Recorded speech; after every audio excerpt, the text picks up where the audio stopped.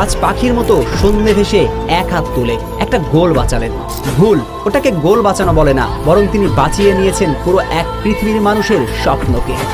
Emiliano Martinez তার স্বরূপে ফিরলেন, আবারও আর্জেন্টিনার স্বপ্নকে বাঁচালেন। ওই ফ্রিকিক সেভের পর আরও একটা গোল বাঁচিয়েছেন। মেসির প্রায় ভাঙতে বসা স্বপ্নকে গোলবারে দাঁড়িয়ে বাঁচিয়ে রাখলেন একজন এলিয়েন মার্টিনেজ। ম্যাচের প্রায় অন্তিম মুহূর্ত, সেট পিসের প্রতিপক্ষ স্বপ্ন তখন প্রদীপের মতো নিভিনিভু করে জ্বলছে, কারণ ম্যাচে যে হারানোর কিছু ছিল না কেপ ভার্দের, তাই উজ্জীবিত ছিল ওরা। মুদ্রার বিপরীতে নাভিশ্বাস উঠেছে আর্জেন্টিনা ভক্তদের। ফ্রিকিকে বিশ্ব চ্যাম্পিয়নদের দেওয়াল আত্মবিশ্বাস হারিয়েছে, রক্ষণ অনেকটাই নড়ে।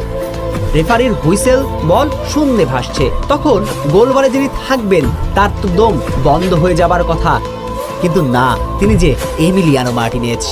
সন্ধ্যে ভেসে এক হাতে পুরো পৃথিবীর মানুষের স্বপ্নকে বাঁচিয়ে রাখলেন। যদিও কেপ ভার্দের প্রথমবার সমতাসূচক গোলে তার দায়টা ছিল, কিন্তু শেষ মুহূর্তে ফিরে আসার গল্প লিখে আবারও দেশকে উদ্ধার করলেন। এই এমির দেখাই তো পুরো টুর্নামেন্টে চাই আর্জেন্টাইন ভক্তরা। ম্যাচের শুরু থেকেই উত্থান আর পতনের গল্প লিখেছে বর্তমান বিশ্ব চ্যাম্পিয়নরা। দুইবার এগিয়ে গিয়েও দুইবারই সমতায় ফিরেছে কেপ ভার্দে। শেষ মুহূর্তে মেসির জাদুকরি কর্নার কিকে রোমেরোর হেডে লিড, কিন্তু পরের 5 মিনিটে একের পর এক আক্রমণে তিনবারের বিশ্ব চ্যাম্পিয়নদের নাড়িয়ে দিয়েছে কেপ ভার্দে। তবে শেষ মুহূর্তে বাজ পাখি মার্টিনেজের জাদুতে আবারও মেসি আর আর্জেন্টিনার